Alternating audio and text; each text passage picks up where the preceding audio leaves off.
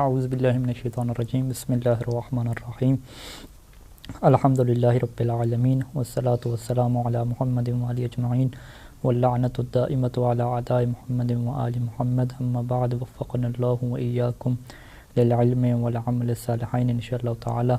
رب یسر ولا تعسر تمم بالخیر۔ عالم کسے کہتے ہیں اور عالم کی تشریح کیا ہے؟ جیسے کہ روایات معصومین علیہ السلام میں اس چیز کو بڑے واضح انداز سے بیان کیا گیا ہے کہ جب بھی اختلاف ہو جائے اور فقہا کا اختلاف ہو اور ہر کسی کے پاس حدیث بھی موجود ہو، حدیث کے ہوتے ہوئے اگر اختلاف ہو گیا ہے تو ظاہری بات ہے ہمیں پتہ ہے کہ یقیناً ان میں سے ایک ہی ٹھیک ہوگا، دونوں ایک ٹائم پہ ٹھیک نہیں ہو سکتے۔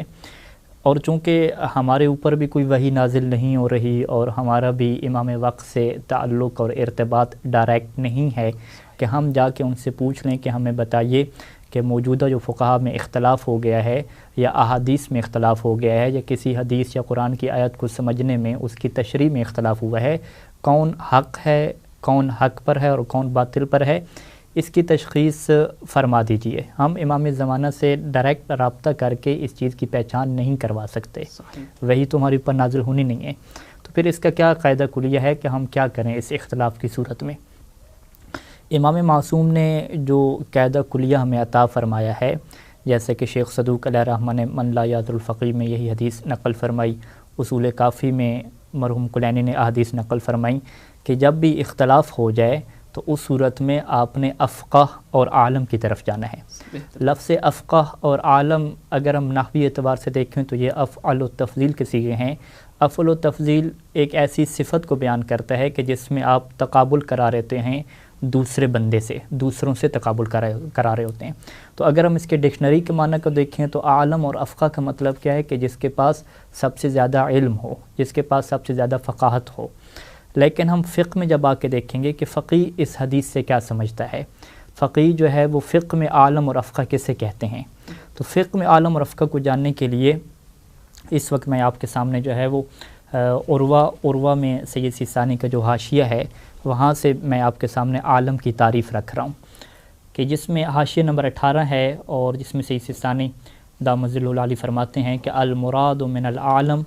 عمدۃ ما یلاحظ فیہ العالمیت امور ثلاثہ، کہ تین ایسے امور ہیں کہ جو عالمیت کے اندر لحاظ کرنا بہت ہی اہم ہیں، مہم ہیں، کہ تین چیزوں کو ہم دیکھیں گے اور ان تین چیزوں کو طے کرنے کے بعد ہم یہ کہہ سکتے ہیں کہ وہ کیا عالم ہے۔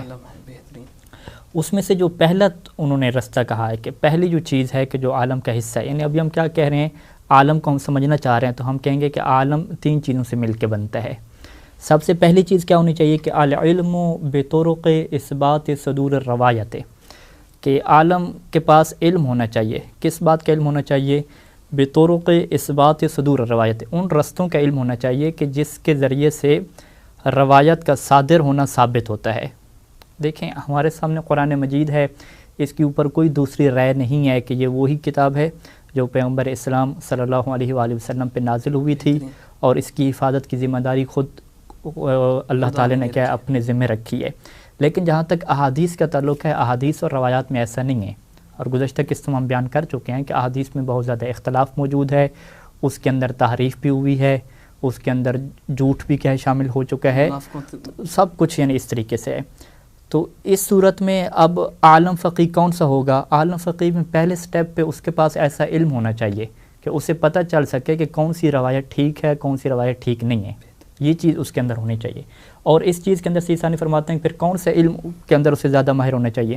فرماتے ہیں کہ والدخیل فیہ علم الرجال و علم الحدیث، اس کے لیے علم رجال اور علم حدیث ضروری ہے کہ جس سے اسے پتہ چلے گا کہ معرفت الکتب و معرفت الروایت، اسے پتہ چلے کہ کون سی کتابیں احادیث کے ہمارے پاس ہیں، کون سی کتابیں ایسی ہیں کہ جو ثابت ہیں، کتابوں کے نسخوں میں کیا اختلاف ہے، و معرفت النسخ المختلفت، مختلف نسخے اصول کافی کے ہیں، من لا یعد الفقیہ کے ہیں، کسی میں واو ہے، کسی میں واو نہیں ہے، کسی میں کچھ حرکات لگی ہوئی ہیں، کسی میں کچھ اعراب لگے ہوئے ہیں، ان کی معرفت ہونی چاہیے۔ و تمییز الاصح عن غیرہ، اور اس فقیہ کے پاس یہ صلاحیت ہونی چاہیے کہ وہ صحیح نسخوں کو دوسرے نسخوں سے جدا کر سکے۔ یہ کیا ہے؟ پہلی چیز ہے۔ اور اس کے علاوہ ایک اور اہم چیز بھی اس کے اندر ذکر فرمائی کہ والخلط الواقع بین متن الحدیث و کلام المصنفین، کہ بعض اوقات ایک حدیث کا متن ہوتا ہے، اس کے اندر راوی کا کلام بھی شامل ہو جاتا ہے، اور راوی سے ہٹ کے جو کتابیں مرتب کرنے والے ہیں مثلا مرحوم کلینی ہیں، ان کا اپنا کلام بھی شامل ہو جاتا ہے۔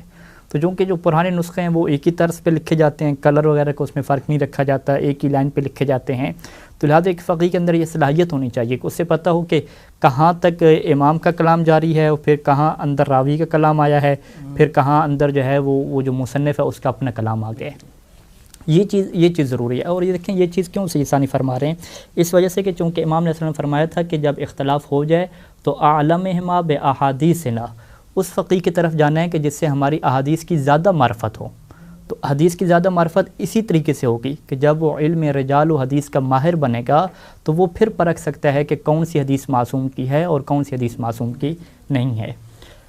یہ کیا ہو گیا، پہلا سسٹم ہو جائے گا۔ پہلا مرحلے میں اسے یہ ثابت کرنا ہے کہ یہ جو روایت ہے یہ معصوم کی ہے، اس کے اندر غیر معصوم راوی کا کلام شامل کب ہوا، کتنا ہوا، کیا حیثیت ہے، یہ پہلا حصہ ہو گیا۔ دوسرا حصہ کیا ہے کہ فہم المراد من النص، کہ وہ جو متن جب ثابت ہو گیا تو اب اس میں جو معصوم کیا فرمانا چاہتے ہیں، اس کی تشریح اور اس کا معنی کیا ہے۔ اب جب اس کی معنی اور اس کی تشریح پہ بات آئے گی تو ظاہری بات ہے اسے کیا جاننا پڑے گا، اسے قدیم عربی زبان میں جب عربی کی گفتگو ہوتی تھی اور ان کے درمیان جو رائج محاورے تھے، رائج جو الفاظ تھے، اس کی سے معرفت حاصل کرنی پڑے گی، یعنی اس سے بہت پیچھے جانا پڑے گا، اس سے قدیم کتابیں عربی کی پڑھنی پڑیں گی۔ اور یہ خوبصورت جملہ ہے کہ اگر آپ سائنس میں ترقی کرنا چاہتے ہیں تو آپ کو آگے سے آگے جانا پڑے گا کہ آپ مریخ تک، چاند تک پہنچیں، لیکن اگر آپ دین کو سمجھنا چاہتے ہیں تو آپ بالکل اتنا پیچھے جائیں کہ رسول خدا کے قدموں تک آپ پہنچ جائیں،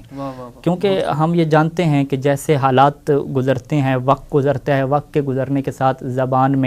زبان کے الفاظ میں، اس کے معنی میں تبدیلی ہوتی رہتی ہے۔ تو لہٰذا سید ثانی کیا فرماتے ہیں کہ خود روایت کو ثابت کرنے کے بعد دوسرا مرحلہ جس کے اندر فقیہ کو زیادہ ماہر ہونا چاہیے کہ وہ نسخ سے جو امام کی مراد ہے، وہ جو متن ہے، وہ جو الفاظ لکھے ہوئے ہیں، اس سے امام کیا فرمانا چاہتے ہیں اس کا اسے علم ہونا چاہیے۔ اور یہ کیسے ہوگا؟ بتشخیص القوانین العامۃ للمحاورۃ وخصوص طریق الائمۃ علیہم السلام فی بیان الاحکام۔ ایک تو وہ کیا ہے کہ جو عمومی طور پہ محاورہ اور بولنے کا جو طریقہ تھا اس زمانے میں اس کا اسے علم ہو، اور خصوصی طور پہ جب معصوم کلام فرماتے تھے، احکام کو بیان فرماتے تھے، تو معصوم کا کیا لہجہ ہوتا تھا، کیا انداز ہوتا تھا، کون سے الفاظ کو وہ استعمال کرتے تھے، اس کی معرفت بہت ضروری ہے۔ اور اس کے علاوہ اسے پتہ ہونا چاہیے کہ علوم ادبیہ، عرب کے لٹریچر کا قدیم اس سے پتہ ہونا چاہیے، علم اصول کا اسے پتہ ہونا چاہیے۔ اور ایک اہم چیز اس میں یہ ہے کہ والاطلاع علی اقوال من عاصرہم من فقہاء العامۃ، کہ اہل سنت کے فقہا جب اس زمانے میں موجود تھے، ان کے جو مفتی موجود تھے، ان کے پاس جو روایات تھیں اس کا بھی علم ہونا چاہیے۔ اس سے کیا ہوگا کہ ان روایات کی وجہ سے ہمیں اپنی روایت کا معنی سمجھنے میں آسانی ہوگی۔ یعنی جب ہم سارا دیکھ رہے ہوں گے کہ ماحول اس طریقے سے بنا ہوا ہے، اہل بیت کے در سے بھی روایات آ رہی ہیں، ادھر سے بھی روایات آ رہی ہیں، وہ لوگ بھی کچھ سمجھ رہے ہیں، ہمارے اہل بیت کی روایات بھی کچھ سمجھ رہے ہیں، تو ایک حدیث کا معنی سمجھنے میں اس چیز کا بہت بڑا دخل ہوتا ہے۔ اور اس کے علاوہ جو تاریخ کے حوالے سے ہے اور یہ چیزیں، یہ بھی اسے علم ہونا چاہیے، تب جا کے اسے پتہ چلے گا کہ معصوم کلام میں کیا فرمانا چاہتے تھے۔ یہ دوسری چیز ہوگی، یعنی پہلی چیز روایت کو ثابت کرنا، دوسرا ہے روایت کے الفاظ سے معنی کو سمجھنا، اور تیسری چیز کیا ہے کہ استقامت النظر فی مرحلۃ تفریع الفروع علی الاصول، کہ پھر فقیہ کو اتنا ماہر ہونا چاہیے کہ جو اس نے اصول اور قواعد سمجھے ہیں کلام معصوم سے، اس کو تطبیق دے سکے اور اس کی فروعات نکال سکے۔ یعنی امام نے ایک قاعدہ کلیہ بیان فرما دیا تو اب فقیہ کو پتہ ہونا چاہیے کہ یہ جو فرض کریں امام نے قاعدہ بیان فرمایا کہ احتیاط کرنی ہے، یا امام نے قاعدہ بیان فرمایا کہ جب کسی چیز کا حکم معلوم نہ ہو تو وہ آپ کے لیے حلال ہے، تو یہ قواعد کہاں کہاں پہ فٹ ہونے ہیں اور اس کی کتنی شاخیں بنتی ہیں، اس چیز کے اندر اسے ماہر ہونا چاہیے۔ تو بس اگر آپ نے دیکھنا ہے کہ کون عالم ہے تو آپ یہ دیکھیں گے کہ جو ان تین امور میں سب سے زیادہ علم رکھنے والا ہوگا، سب سے زیادہ ماہر ہوگا، اسے ہم عالم کہیں گے۔ پہلے مرحلے میں اس کے پاس علم حدیث اور رجال کا زیادہ علم ہو کہ وہ تشخیص دے سکتا ہو کہ کون سی روایت معصوم کی ہے اور کون سی روایت معصوم کی نہیں ہے۔ ورنہ عوام تو کیا کہہ دیتے ہیں کہ آپ کسی فرمان کے بارے میں، کسی روایت کے بارے میں یہ کہیں کہ اس کی سند ثابت نہیں ہے یا اس کے اندر یہ مشکل ہے، تو وہ کہتے ہیں کہ آپ جی معصوم کے فرمان پہ اعتراض کر رہے ہیں۔ تو ہم کہتے ہیں پہلے مرحلے میں یہ ثابت تو کرو کہ یہ معصوم کا فرمان ہے۔ جب یہ ثابت نہیں ہوا، ہر کوئی آ کے کہہ رہا ہے قال امام صادق علیہ السلام، بس وہ کہہ دے تو یہ معصوم کا فرمان بن جاتا ہے کیا؟ نہیں، یہ چیز ضروری ہے کہ یہ صدور روایت کو ثابت کرنا پڑتا ہے، اس میں صدور روایت کو، کتابوں کو، سند کو، ساری چیزیں ثابت کرنا پڑتی ہیں، وگرنہ تو سب کچھ ظن اور قیاس ہو جائے گا۔ تو لہٰذا دیکھیں گے کہ جو فقیہ صدور روایت کے اعتبار سے علوم کے اوپر قدرت زیادہ رکھتا ہے، پھر روایت کو سمجھنے کے حوالے سے، پھر جو اصول اور کلی قواعد روایات میں موجود ہیں اس کے فروعات نکالنے سے، اس کو مختلف موارد کے اوپر پریکٹس کرنے کے اوپر زیادہ قدرت رکھتا ہے، تو اس فقیہ کو ہم عالم کہیں گے۔